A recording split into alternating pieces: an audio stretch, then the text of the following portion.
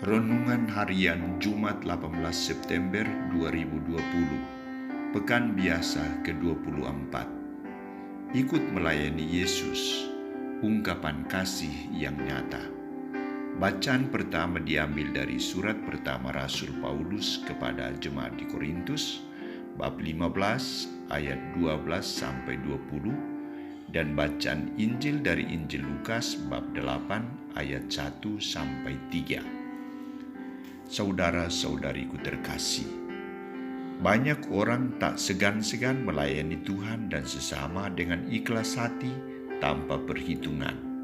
Misalnya, mereka memberikan harta, uang untuk mendukung pembangunan gereja maupun karya sosial tertentu.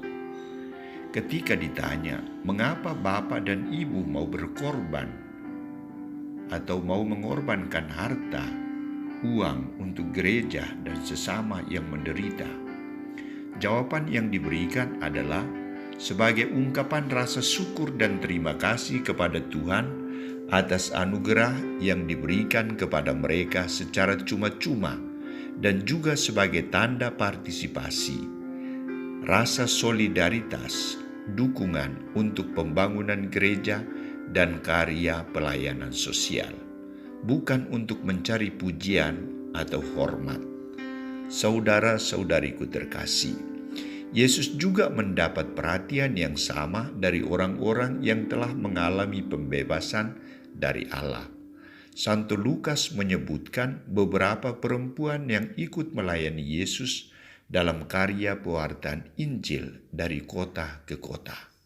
Status perempuan-perempuan yang ikut melayani Yesus adalah mereka yang telah dibebaskan dari roh-roh jahat atau berbagai penyakit seperti Maria Magdalena, Yohana, dan Susana, dan banyak perempuan lainnya.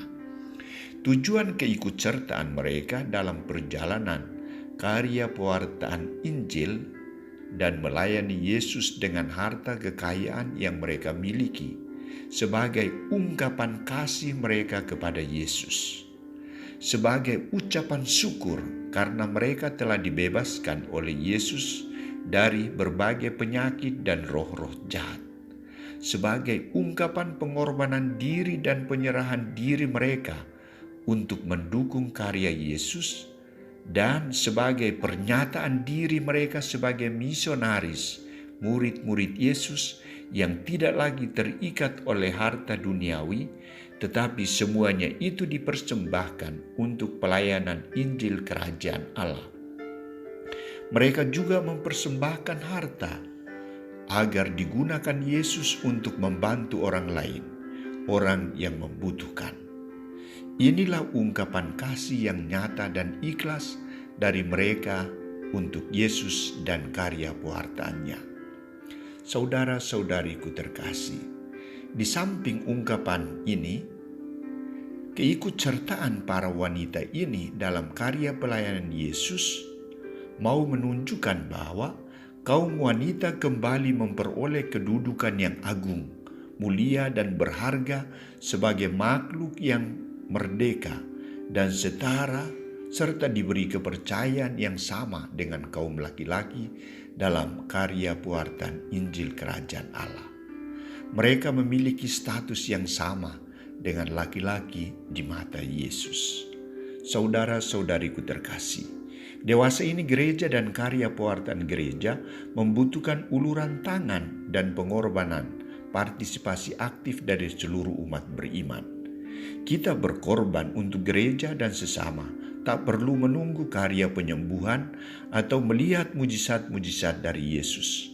Kita harus sadar bahwa karya pewartaan Injil dan pelayanan sosial menjadi bagian dari hidup dan karya pelayanan kita sebagai orang-orang Katolik.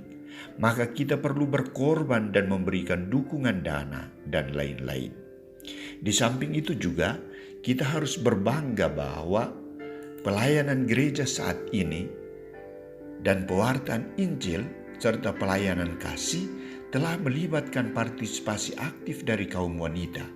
Bahkan sekarang juga yang lebih terlibat dalam kegiatan-kegiatan itu adalah kaum wanita. Mari kita berlomba untuk mengikuti Yesus, menjadi pewarta kabar sukacita Injil, melayani sesama yang menderita dan membutuhkan, dan memberi dari